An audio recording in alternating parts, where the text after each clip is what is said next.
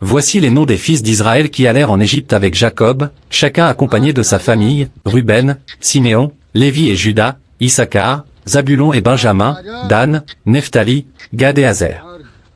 Les descendants de Jacob étaient au total 70 personnes. Joseph était déjà en Égypte.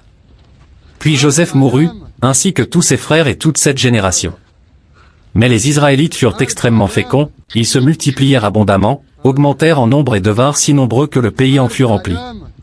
Un nouveau roi, qui n'avait rien à voir avec Joseph, monta sur le trône d'Égypte.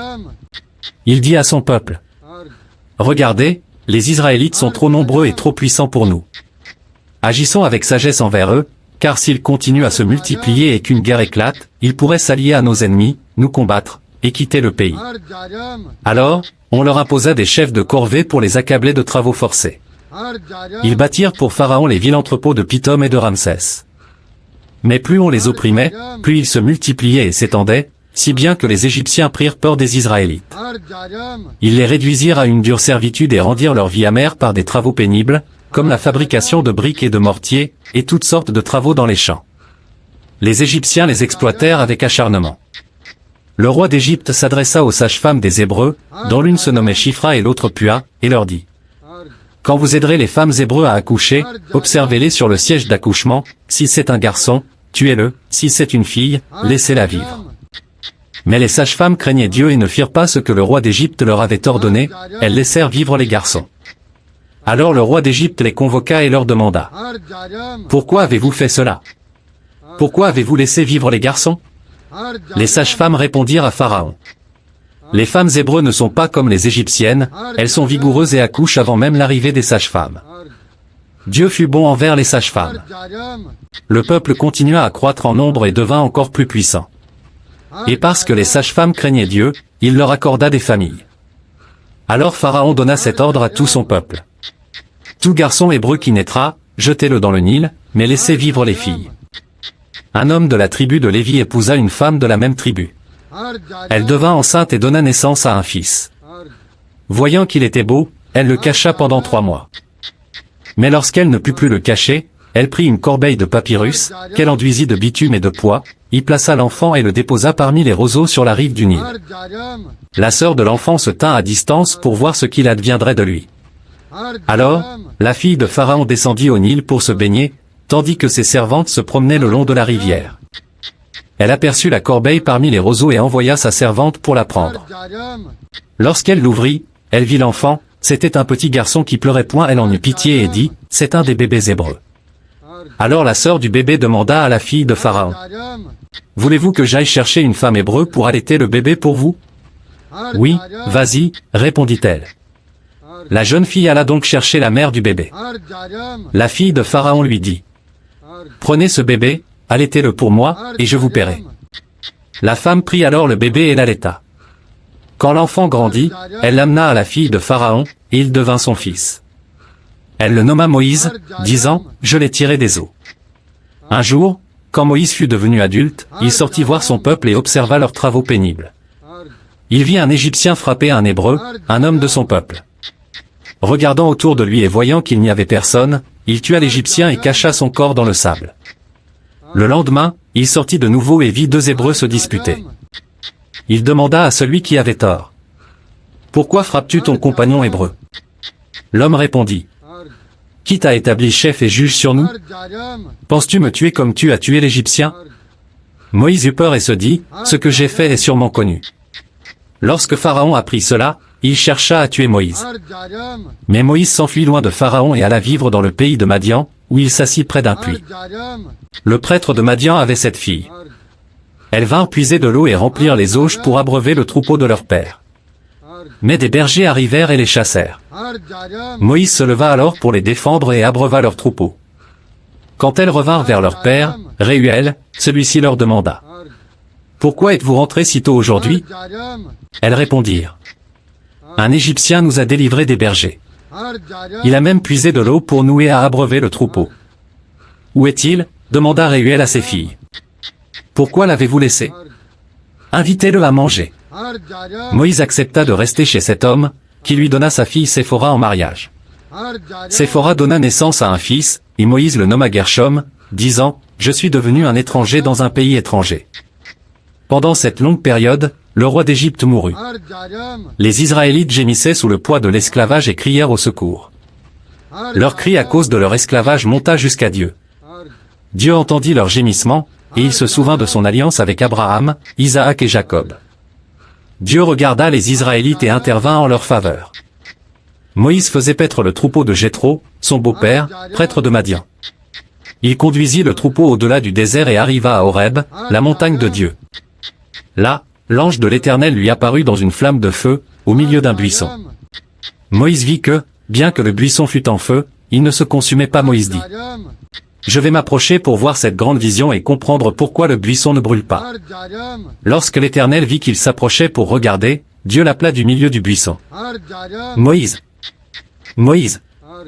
Et Moïse répondit: Me voici. Dieu dit: N'approche pas d'ici.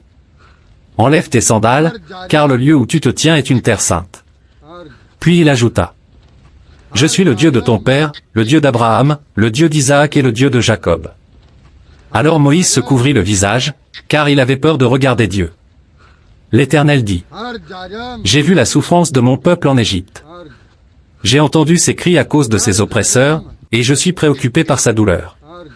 Je suis descendu pour le délivrer de la main des Égyptiens et le faire monter d'Égypte vers un bon et vaste pays, un pays où coule le lait et le miel, le pays des Cananéens, des Hittites, des Amoréens, des Phéréziens, des Éviens et des Jébusiens.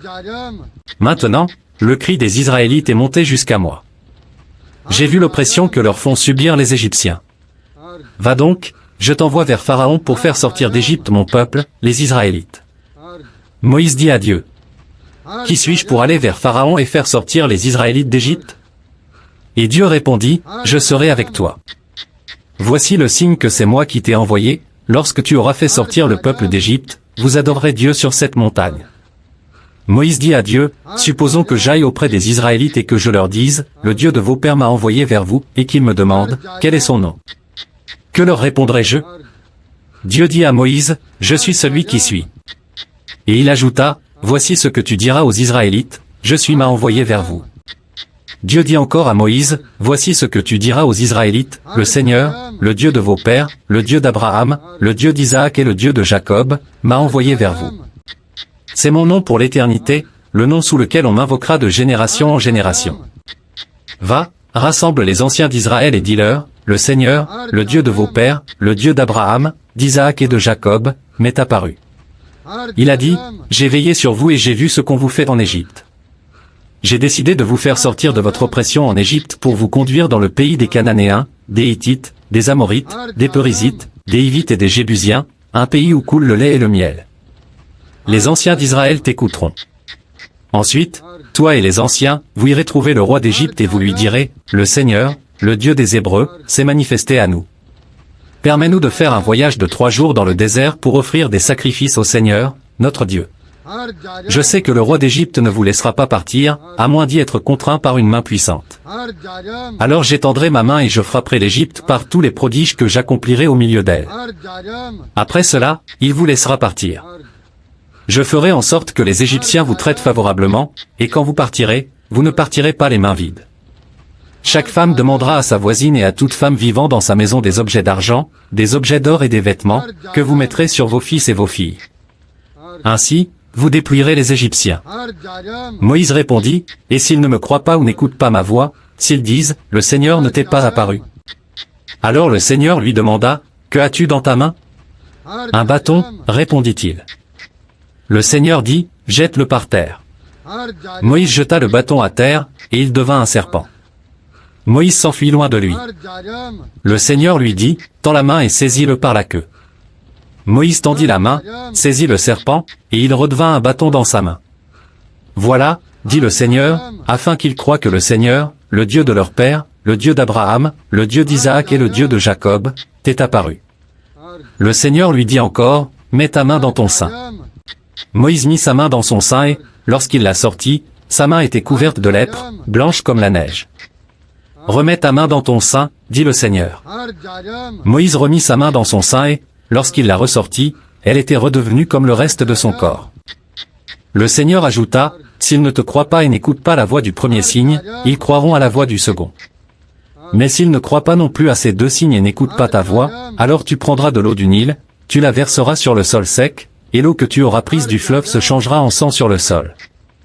Moïse dit au Seigneur, « Pardon, Seigneur, mais je n'ai jamais été éloquent, ni dans le passé ni depuis que tu as parlé à ton serviteur.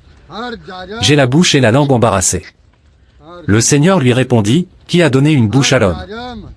Qui rend muet ou sourd, clairvoyant ou aveugle? N'est-ce pas moi, le Seigneur? Maintenant, va. Je serai avec ta bouche et je t'enseignerai ce que tu devras dire. » Mais Moïse dit, « Pardon, Seigneur, envoie qui tu voudras. » Alors la colère du Seigneur s'enflamma contre Moïse, et il dit, « N'y a-t-il pas ton frère Aaron, le Lévite? Je sais qu'il parle bien. Il vient même à ta rencontre, et quand il te verra, il se réjouira dans son cœur. Tu lui parleras et mettras les paroles dans sa bouche. Moi, je serai avec ta bouche et avec la sienne, et je vous enseignerai ce que vous devrez faire. Il parlera pour toi au peuple, il sera ta bouche, et tu seras comme Dieu pour lui. Prends dans ta main ce bâton, c'est avec lui que tu accompliras les signes. » Moïse retourna auprès de Jéthro, son beau-père, et lui dit, « Laisse-moi partir retrouver mes frères qui sont en Égypte, pour voir s'ils sont encore vivants. » Jéthro lui répondit, « Va en paix. » Le Seigneur dit à Moïse en Madian, « Retourne en Égypte, car tous ceux qui en voulaient à ta vie sont morts. » Moïse prit sa femme et ses fils, les fit monter sur un âne et retourna en Égypte. Il prit dans sa main le bâton de Dieu.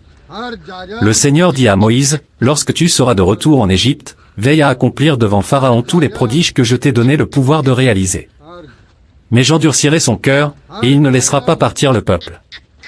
Alors tu diras à Pharaon, voici ce que dit le Seigneur, Israël est mon fils, mon premier-né.